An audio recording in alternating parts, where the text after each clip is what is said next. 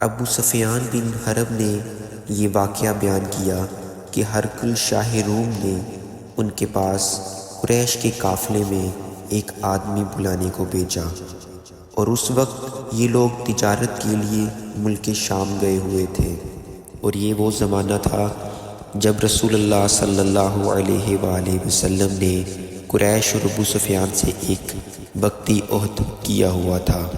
جب ابو سفیان اور دوسرے لوگ ہرقل کے پاس ایلیا پہنچے جہاں ہرقل نے دربار طلب کیا ہوا تھا، اس کے گرد روم کے بڑے بڑے لوگ بیٹھے ہوئے تھے۔ ہرقل نے ان کو اور اپنے ترجمان کو بلایا، پھر ان سے پوچھا کہ تم میں سے کون شخص مدعی رسالت کا زیادہ قریبی عزیز ہے؟ ابو سفیان کہتے ہیں کہ میں بول اٹھا کہ میں اس کا سب سے زیادہ قریبی رشتہ دار ہوں۔ یہ سن کر ہرقل نے حکم دیا کہ اس کو ابو سفیان کو میرے قریب لا کر بٹھاؤ اور اس کے ساتھیوں کو اس کی پیٹھ کے پیچھے بٹھا دو۔ پھر اپنے ترجمان سے کہا کہ ان لوگوں سے کہہ دو کہ میں ابو سفیان سے اس شخص کے یعنی محمد صلی اللہ علیہ وآلہ وسلم کے حالات پوچھتا ہوں۔ اگر یہ مجھ سے کسی بات میں جھوٹ بول دے تو تم اس کا جھوٹ ظاہر کر دینا۔ ابو سفیان کا قول ہے کہ اللہ کی قسم اگر مجھے یہ غیرت نہ آتی کہ یہ لوگ مجھ کو جھٹلائیں گے تو میں آپ صلی اللہ علیہ وآلہ وسلم کی نسبت ضرور غلط گوئی سے کام لیتا۔ خیر، پہلی بات جو ہرقل نے مجھ سے پوچھی وہ یہ کہ اس شخص کا خاندان تم لوگوں میں کیسا ہے؟ میں نے کہا وہ تو بڑے اونچے عالی نسب والے ہیں۔ کہنے لگا اس سے پہلے بھی کسی نے تم لوگوں میں ایسی بات کہی تھی؟ میں نے کہا نہیں۔ کہنے لگا اچھا، اس کے بڑوں میں کیا کوئی بادشاہ ہوا ہے؟ میں نے کہا نہیں۔ پھر اس نے کہا بڑے لوگوں نے اس کی پیروی اختیار کی یا کمزوروں نے؟ میں نے کہا نہیں، کمزوروں نے۔ پھر کہنے لگا اس کے تابع دار روز بڑھتے جاتے ہیں یا کوئی ساتھی پھر بھی جاتا ہے؟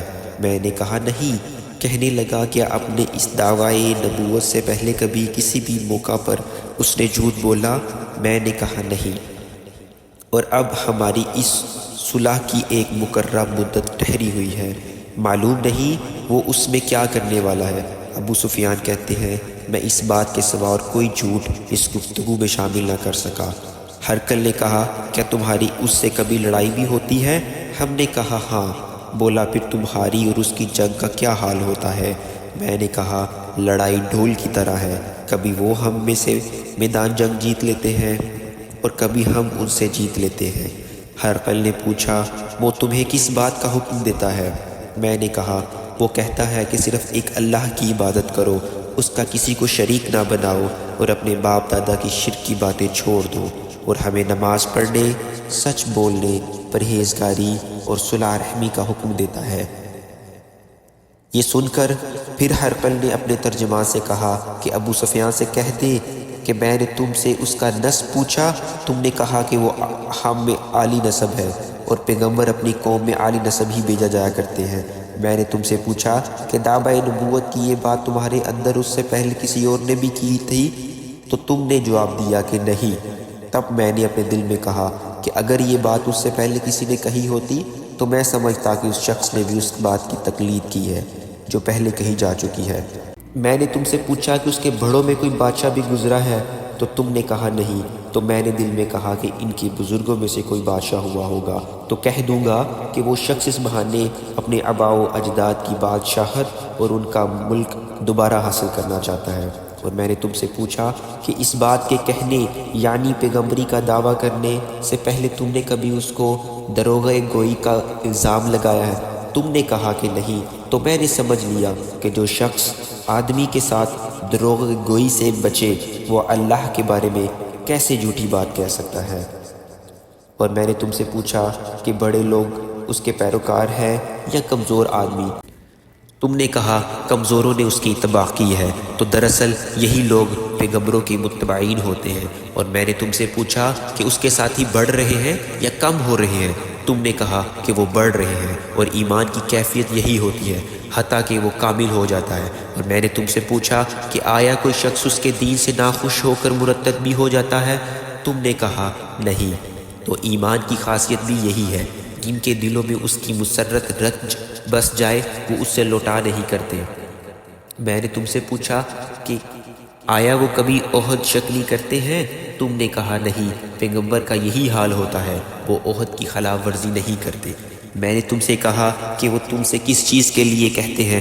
تم نے کہا کہ وہ ہمیں حکم دیتے ہیں کہ اللہ کی عبادت کرو اور اس کے ساتھ کسی کو شریک نہ ٹھہراؤ، اور تمہیں بتوں کی پرستش کرنے سے روکتے ہیں، سچ بولنے اور پرہیزگاری کا حکم دیتے ہیں۔ لہٰذا اگر یہ بات جو تم کہہ رہے ہو سچ ہے تو ان قریب وہ اس جگہ کا مالک ہو جائے گا جہاں میرے یہ دونوں پاؤں ہیں۔ مجھے معلوم ہوتا ہے کہ وہ پیغمبر آنے والا ہے، مگر مجھے یہ بھی معلوم نہیں تھا کہ وہ تمہارے اندر ہوگا۔ اگر میں جانتا کہ اس تک پہنچ سکوں گا تو اس سے ملنے کے لیے ہر تکلیف گوارا کرتا۔ اگر میں اس کے پاس ہوتا تو اس کے پاؤں دھوتا۔ ہرقل نے رسول اللہ صلی اللہ علیہ وسلم کا وہ خط منگوایا جو آپ نے دحیہ کلبی رضی اللہ عنہ کے ذریعے حاکم بصرہ کے پاس بھیجا تھا، اور اس نے وہ ہرقل کے پاس بھیج دیا۔ پھر اس کو پڑھا تو اس میں لکھا تھا، اللہ کے نام کے ساتھ جو نہایت مہربان اور رحم والا ہے۔ اللہ کے بندے اور اس کے پیغمبر محمد صلی اللہ علیہ وآلہ وسلم کی طرف سے یہ خط ہے۔ شاہ روم کے لیے اس شخص پر سلام جو ہدایت کی پیروی کرے۔ اس کے بعد میں آپ کے سامنے اس دعوت اسلام پیش کرتا ہوں۔ اگر آپ اسلام لے آئیں گے تو دین و دنیا میں سلامتی نصیب ہوگی، اللہ آپ کو دوہرا ثواب دے گا، اور اگر آپ میری دعوت سے روگردانی کریں گے تو آپ کی رعایا کا گناہ بھی آپ پر ہی ہوگا۔ اے اہل کتاب، ایک ایسی بات پر آ جائے جو ہمارے اور تمہارے درمیان یکساں ہے، وہ یہ کہ ہم اللہ کے سوا کسی کی عبادت نہ کریں اور کسی کو اس کا شریک نہ ٹھہرائیں، اور نہ ہم میں سے کوئی کسی کو اللہ کے سوا اپنا رب بنائے۔ پھر اگر وہ اہل کتاب اس بات سے منہ پھیر لیں تو مسلمانوں، تم ان سے کہہ دو کہ تم مانو یا نہ مانو، ہم تو ایک اللہ کے اطاعت گزار ہیں۔ ابو سفیان کہتے ہیں جب ہرقل نے جو کچھ کہنا تھا کہہ دیا اور خط پڑھ کر فارغ ہوا تو اس کے ارد گرد بہت شور و غوغا ہوا، بہت سی آوازیں اٹھی اور ہمیں باہر نکال دیا گیا۔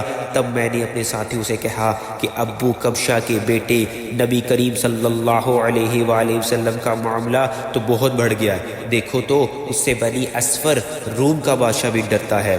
مجھے اس وقت اس بات کا یقین ہو گیا کہ نبی کریم صلی اللہ علیہ وآلہ وسلم ان قریب غالب ہو کر رہیں گے، حتیٰ کہ اللہ نے مجھے مسلمان کر دیا۔ راوی کا بیان ہے کہ ابن ناطور ایلیا کا حکم ہر حاقل کا مصاحب اور شام کے نصاری کا لاٹ پادری بیان کرتا تھا کہ ہرقل جب ایلیا آیا ایک دن صبح کو پریشان اٹھا تو اس کے درباریوں نے دریافت کیا کہ آج ہم آپ کی حالت بدلی ہوئی پاتے ہیں، کیا وجہ ہے؟ ابن ناطور کا بیان ہے کہ ہرقل نجومی تھا، علم نجومی وہ پوری مہارت رکھتا تھا۔ اس نے اپنے ہم نشینیوں کو بتایا کہ میں نے آج رات ستاروں پر نظر ڈالی تو دیکھا کہ ختنہ کرنے والوں کا بادشاہ ہمارے ملک پر غالب آ گیا ہے۔ بھلا اس زمانے میں کون لوگ ختنہ کرتے ہیں؟ انہوں نے کہا کہ یہود کے سوا کوئی ختنہ نہیں کرتا، سو ان کی وجہ پریشانی نہ ہو۔